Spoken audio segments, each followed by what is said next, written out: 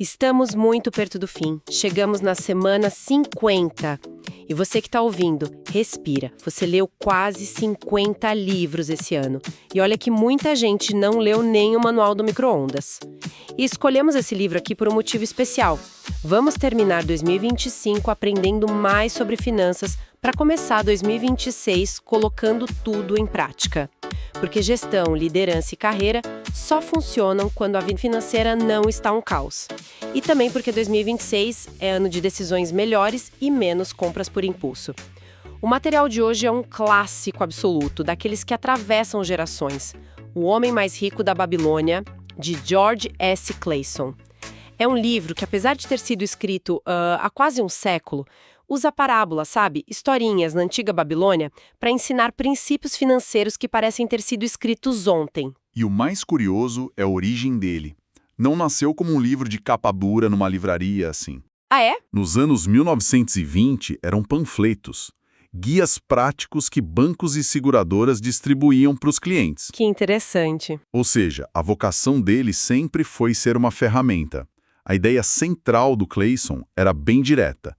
Um país só é rico se as pessoas que vivem nele forem ricas. A prosperidade começa no indivíduo, sabe? E é justamente nesse ponto que a primeira história já nos pega. A gente conhece o Bansir. O fabricante de carruagens. Exato. E o Cobb, o músico. Ambos são tipo mestres nos seus ofícios, trabalham sem parar. Mas o resultado é sempre o mesmo, a bolsa de moedas vazia. E o mais irônico é que eles vivem na Babilônia, a cidade mais rica do mundo antigo. A contradição total, né? Exatamente. E o livro começa com o Bansir acordando de um sonho em que ele era rico, só para dar de cara com a realidade. Aí ele desabafa com um amigo e faz a pergunta que é, para mim, o motor de tudo. Qual é? Ele questiona: nós trabalhamos tanto quanto os ricos, por que o ouro e a prata parecem fluir para eles e nos evitam? Por que não conseguimos ter mais do que o suficiente para sobreviver? E essa pergunta é a grande virada de chave. É o momento em que a ficha cai. Sim. Eles percebem algo fundamental. Eram excelentes profissionais, talvez os melhores, mas nunca tinham dedicado uma hora que fosse para entender como o dinheiro funcionava. Eles sabiam ganhar, mas não sabiam manter. Perfeito. Dominavam a arte de ganhar com o trabalho, mas não a arte de fazer o dinheiro ficar e se multiplicar. É a armadilha clássica de achar que sucesso profissional leva automaticamente ao sucesso financeiro. É uma epifania meio dolorosa, né? Perceber que você é ótimo no que faz, mas está no fundo correndo na esteira. E o bom é que eles não se conformam. Eles decidem agir. E a primeira ação é buscar ajuda com quem já chegou lá. O amigo de infância, Arcade. O famoso homem mais rico da Babilônia. Ele mesmo. Eles entendem que precisam, e a frase é do livro, aprender mais para prosperar mais. E quando eles chegam até o Arcade, ele não dá uma fórmula mágica, né? Não, pelo contrário, ele conta a própria história. Diz que não nasceu rico, não era mais inteligente, era um simples escriba. Passava o dia gravando textos em tabuletas de argila por algumas moedas. A diferença, o ponto de virada, foi que ele decidiu entender as regras do jogo. E isso acontece num encontro específico, certo? Sim, com o Algamish, um agiota muito rico e poderoso. Ele encomenda um trabalho enorme com prazo apertado. O Arcade vê a oportunidade e faz uma proposta ousada. Ele olha para o jovem Arcade e diz: achei o caminho para a riqueza quando decidi que conservaria comigo uma parte de tudo que ganhasse. Parece simples, né? Simples demais, até. Mas é uma ideia revolucionária para quem vive de salário em salário. É o que hoje a gente chama de... pagar a si mesmo primeiro. Exatamente. Pera, vamos parar aqui um pouco. Pagar a si mesmo primeiro. Para quem está ouvindo e talvez esteja com as contas apertadas, sabe, endividado, isso não soa um pouco irrealista? Essa é a primeira barreira, a barreira mental. E o livro aborda isso. Como? A genialidade do conselho do Algamish é que ele é sobre criar o hábito, não sobre o valor absoluto no começo. Ele diz: conserve uma parte. O ideal é 1/10, 10%. Mas o princípio é começar, mesmo que seja 1%. Entendi. É a disciplina de tratar a sua poupança como a conta mais importante do mês, antes de tudo. É uma mudança de mentalidade. O Algamishi usa uma metáfora poderosa. Cada moeda que você guarda é um escravo que trabalha para você. Você tem que começar a formar o seu exército. Ok, faz sentido. É sobre o hábito, a disciplina. Mas só saber a regra não bastou pro Arcade, certo? Ele cometeu uns erros bem clássicos. E são os erros que solidificam o aprendizado. No primeiro ano, ele junta as economias e entrega tudo para o Asmur, um fabricante de tijolos. Ah, essa parte é ótima. O Asmur tinha um plano infalível: viajar, comprar joias raras e revender por um lucro absurdo. O resultado, claro, foi um desastre. Brutal. Asmur foi enganado e voltou com pedaços de vidro sem valor. A lição do Algamishi foi dura, mas direta. Por que você confiaria num fabricante de tijolos para negociar joias? É o equivalente hoje a pegar a dica de criptomoeda com o tio que é dentista, né? Exatamente. A intenção pode ser ótima, mas a expertise não está ali. O princípio é: busque conselhos com quem entende daquele mercado. Certo. Depois de perder tudo, ele recomeça. Recomeça. No segundo ano, investe com um fabricante de escudos. Dessa vez um negócio sólido, que começa a render juros. Arcade fica eufórico. E aí vem o segundo erro. Sim, ele pega os primeiros lucros e gasta tudo. Roupas, vinho, banquetes. Ele começa a viver como rico antes de ser. E quando Algamishi descobre, ele diz uma frase que é um soco no estômago: você está comendo os filhos de suas economias. Nossa, essa metáfora é brilhante. É fantástica. Significa que ele estava gastando os rendimentos, os filhos, em vez de reinvestir para que eles gerassem netos. A lição é: primeiro, você constrói seu exército de escravos dourados. Só depois você desfruta dos frutos. Foi com esses erros que o Arcade dominou as 3 leis que o tornaram sócio do Algamishi. Que são? Viver com menos do que ganhava, aconselhar-se com especialistas e fazer o dinheiro trabalhar para ele. E essa sabedoria se espalha tanto que o próprio rei da Babilônia o chama.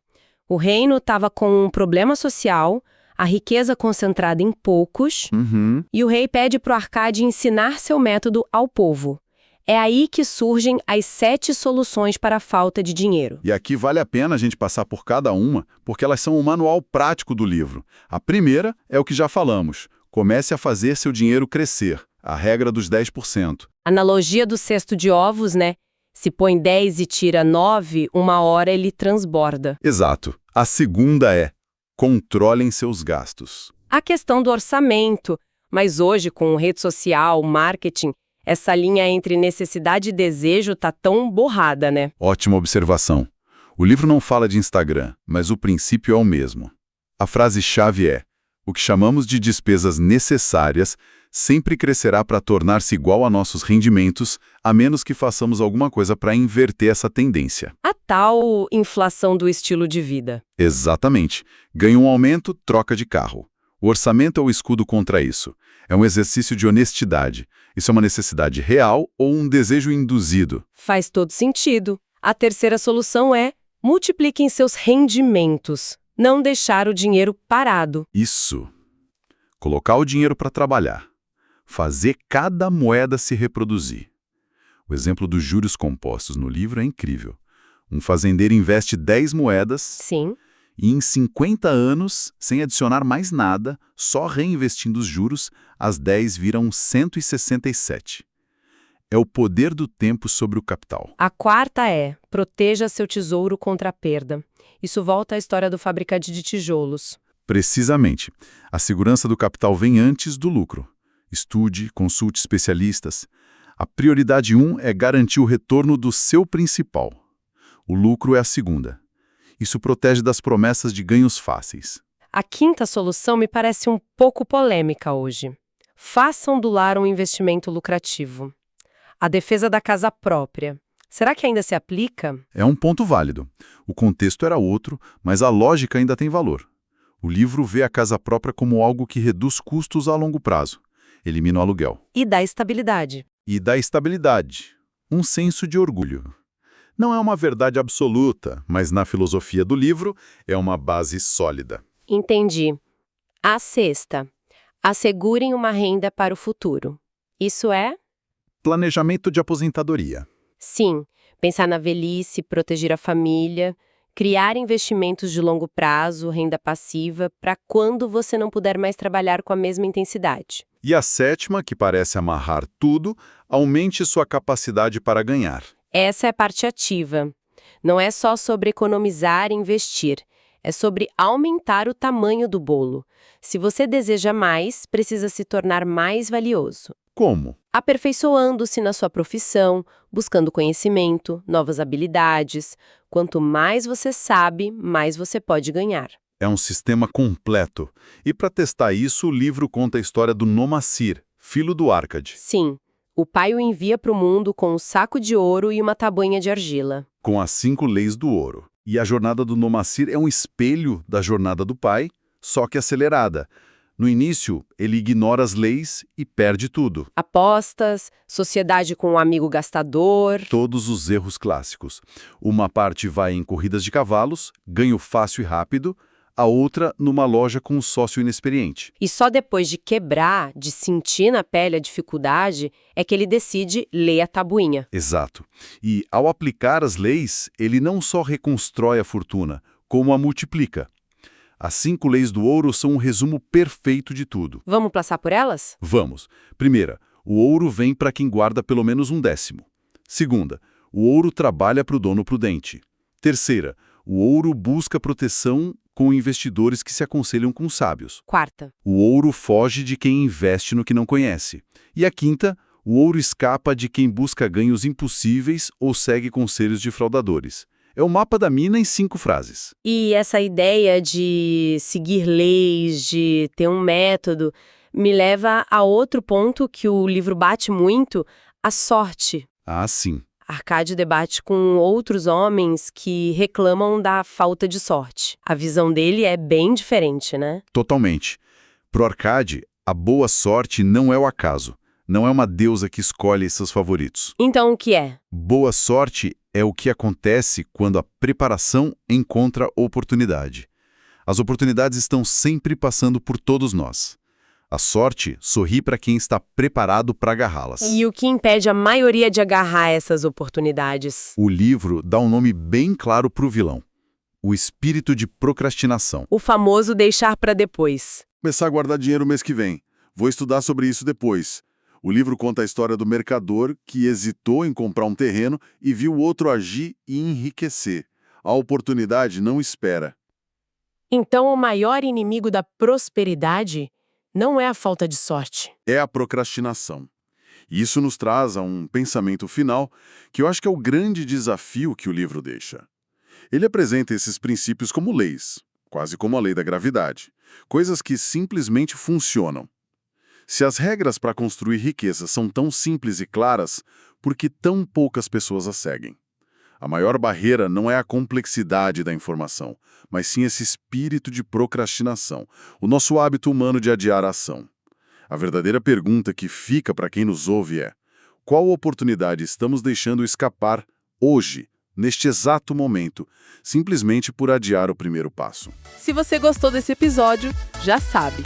Curta, comente, compartilhe e acesse o canal Marçal Sem Açúcar no YouTube e mande para aquele amigo que vive dizendo: um dia eu junto dinheiro. Semana que vem tem mais um título incrível da nossa reta final.